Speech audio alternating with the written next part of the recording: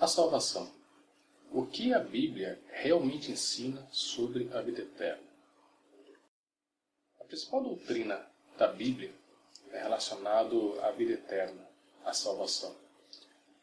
Entre as várias denominações, seitas que existem, várias religiões que existem, eu queria conversar um pouco a respeito da vida eterna. O que é a vida eterna segundo a Bíblia? O que é a salvação? Em Mateus capítulo 3, versículos de 1 a 2, João Batista diz sobre o arrependimento.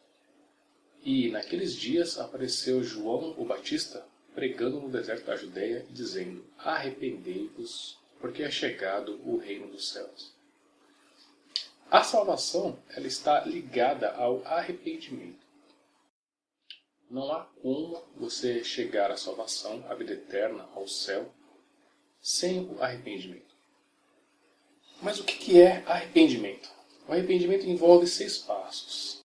Eu gostaria de falar sobre o primeiro passo hoje, para a gente pensar um pouquinho sobre o arrependimento, sobre a salvação. O arrependimento ele envolve 6 passos, como eu falei. O primeiro é você ter a ciência do erro. É você conhecer qual é o seu pecado, qual é o seu erro, o que você fez de errado. O segundo, sentir tristeza por ter cometido esse erro. Assumir a culpa pelo erro. Vamos conversar um pouquinho sobre isso também. O quarto passo é pedir perdão. Quinto, pagar pelos danos. Não adianta apenas pedir perdão. Existe um preço, existe uma reparação. Buscar não errar mais, que a gente chama de conversão. E o sétimo ponto, que é o batismo. Só existe o batismo, só pode existir depois da pessoa ser salva. Então nós vamos conversar a respeito disso também. Ciência do erro. Bom, antes de eu me converter à religião evangélica, ao protestantismo, eu tinha na minha mente que eu era um bom filho, e realmente eu era um bom filho, eu nunca dei trabalho para minha mãe e meus pais. Um bom aluno, um aluno estudioso, trabalhava sempre notas boas. Nunca me envolvi com drogas, não fui de beber, tomei um porre na vida quando era adolescente, nunca fumei. Então, na minha mente, eu era uma pessoa boa, não roubava, um bom profissional, um namorado fiel, enfim. Então, na minha mente, eu era uma pessoa comum, digna de salvação, como tantas outras. E aí eu passei a ler a Bíblia por uma questão de querer mais debater com as outras pessoas, com as outras religiões, porque Testemunha de Jeová vinha em casa e eu não tinha como debater religião com eles. Então eu conversava com católicos, conversava com evangélicos, conversava com kardecistas. Então eu decidi ler a Bíblia para poder discutir e para poder colocar até contra a parede essas pessoas. E aí eu vi que o padrão de santidade de Deus é muito alto. Só para ter uma ideia, eis alguns exemplos de alguns versículos relacionados à salvação. O que Deus exige de uma pessoa cristã.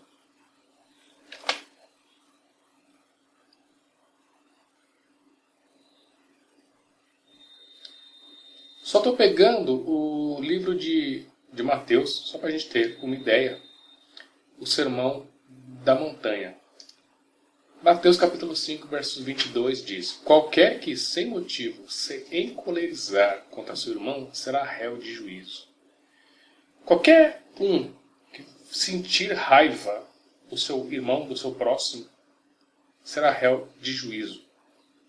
Ora, você nunca sentiu raiva de uma pessoa próxima a você, de um amigo, de um irmão, de um parente? Certamente que sim. Mateus capítulo 5, verso 28. Qualquer que atentar numa mulher para a cobiçar, já em seu coração cometeu adultério com ela. Ora, a Bíblia fala que só de você olhar para uma moça, sentir o desejo por ela, você já cometeu adultério. Qual é o homem que nunca olhou para uma mulher bonita e nunca sentiu desejo? Difícil. Realmente é difícil.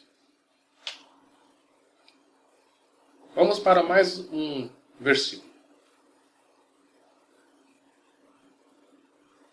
Se qualquer te bater na face direita, oferece-lhe também a outra. Está no versículo 39. Naturalmente, se a pessoa bate em mim, eu vou partir para cima. Essa que é a verdade. Mas a Bíblia, Jesus Cristo, quem está dizendo essa palavra, ensina que você não deve revidar o mal com o mal. Você tem que oferecer a outra, ou seja, não revide, deixa. Cá entre nós, para um homem, principalmente, fazer isso não é nada fácil. Não é contra a natureza humana. A pessoa bater em mim, é capaz que ela leve uma outra. Um outro tapa. Outro versículo. Versículo 42. Dá a quem te pedir. Principalmente quando envolve dinheiro, alguém te pede dinheiro na rua, você mente, finge que não tem. Mesmo que seja R$1, R$2, você finge que não tem. Se a pessoa está necessitada, você evita passar frente a ela. Se você sabe que tem um amigo seu, um parente seu em necessidade, você evita de encontrar com ele, porque sabe que ele vai te pedir algum dinheiro. Cara, isso é difícil. Dai a qualquer que te pedir. A gente não faz isso. Mais um.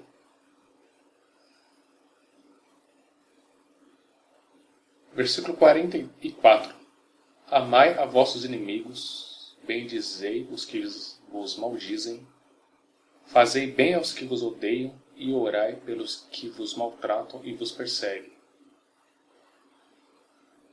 Cara, isso está além da minha natureza, pelo menos. A pessoa está lá fazendo a sua cova, está lá falando mal de você, torcendo para você cair. E a Bíblia diz, amai-o, bendiga ele, fale bem dele. Você vai falar bem de quem fala mal de você. Você fazer bem à pessoa que te odeia. Ora, orar por aqueles que te tratam mal. Sabe aquele chefe que pisa no seu pé, que te persegue, que acha que você não é um bom profissional? Então, a Bíblia diz para você orar por ele, para você abençoá-lo. Vamos para um outro versículo?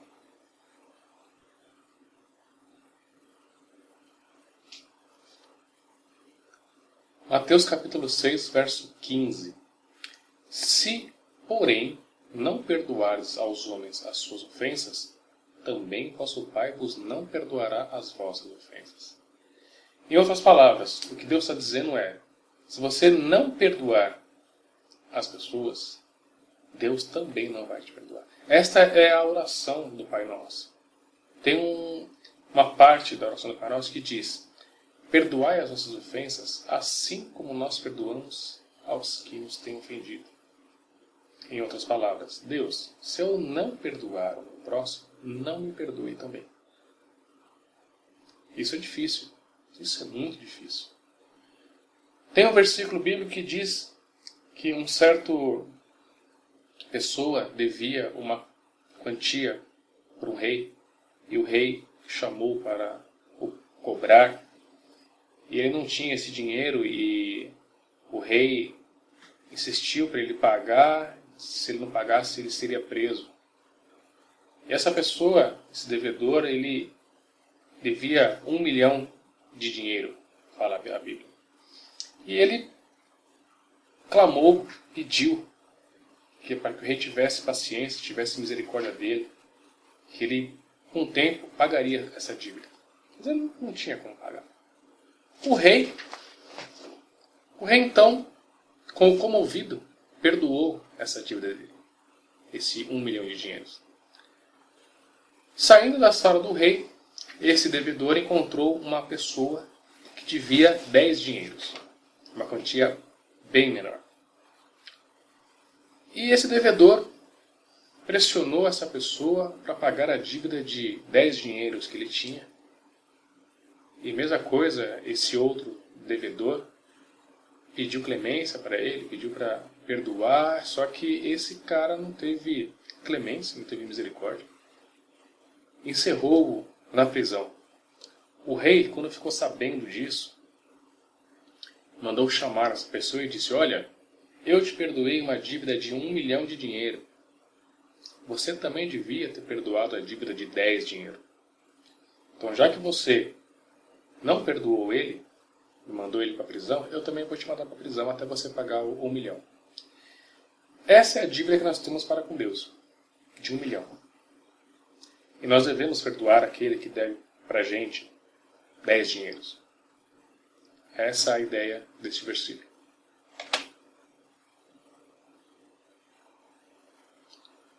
Mateus capítulo 7, versículo 1. Não julgueis para que não sejais julgados. Quantas vezes a gente julga as pessoas? A gente julga mesmo pela aparência, pela roupa que ela está vestindo, pelo seu jeito, por uma atitude que ela tenha tomada. E Jesus diz: não julgue. Deus sabe disso. Deus sabe disso. Veja como é difícil, e eu só peguei o Sermão da Montanha, um pedaço de 3 capítulos da Bíblia. A Bíblia é cheia de condições para que a gente agrade a Deus. Quando eu comecei a ler a Bíblia e entender isso, que eu falei, gente, é possível. Não dá para a gente chegar no nível que Deus exige de salvação. Não tem como eu dizer: Deus, eu sou perfeito, eu te agradei em tudo, eu mereço a vida eterna. Não. Por isso que a Bíblia diz que todos pecaram, sem exceção. Vamos ver alguns versículos que falam disso.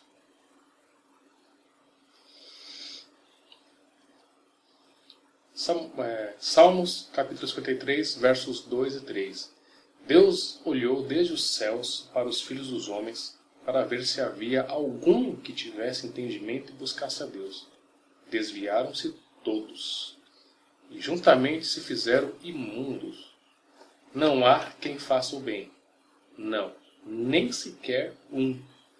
Deus olhou de cima e viu que nenhum prestava. Nenhum homem fazia o que agradava a Deus. Romanos capítulo 3, verso 23. Todos pecaram e destituídos estão da glória de Deus. Mais um versículo que diz que todos estão perdidos diante de Deus. Porque qualquer que guardar toda a lei, toda a vontade de Deus, e tropeçar em um só ponto, tornou-se culpado de todos eles. Tiago capítulo 2, versículo 10. Ou seja, Deus diz que se você segue toda a lei, toda a vontade de Deus, mas errou em um só ponto, você se tornou culpado de todos eles. É aquela história que diz que não existe pecadinho e pecadão. Pecado é pecado. Erro é erro. É certo que há, sim, pecados maiores, vamos dizer assim, que é mais difícil você tratá-lo. Mas a consequência do pecado é o inferno de qualquer jeito. Não importa se você roubou uma uva na feira ou se você roubou um banco. O seu destino é o mesmo. Então, Não há ninguém que olhe e fala, eu não tenho pecado. Todos, desde o Papa até o ladrão, o pastor, até um mendigo de rua. Todos estão debaixo do pecado.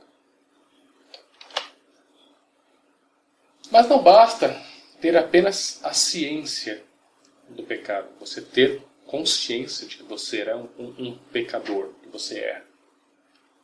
Você precisa sentir tristeza por ter errado, por ter ofendido alguém que você diz amar.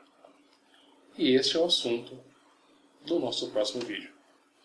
Então, nesse primeiro vídeo, eu quero deixar claro para você que você erra, que você você não tem o direito à salvação, porque todo mundo erra. Mas existe uma solução e nós vamos chegar lá. Até a próxima.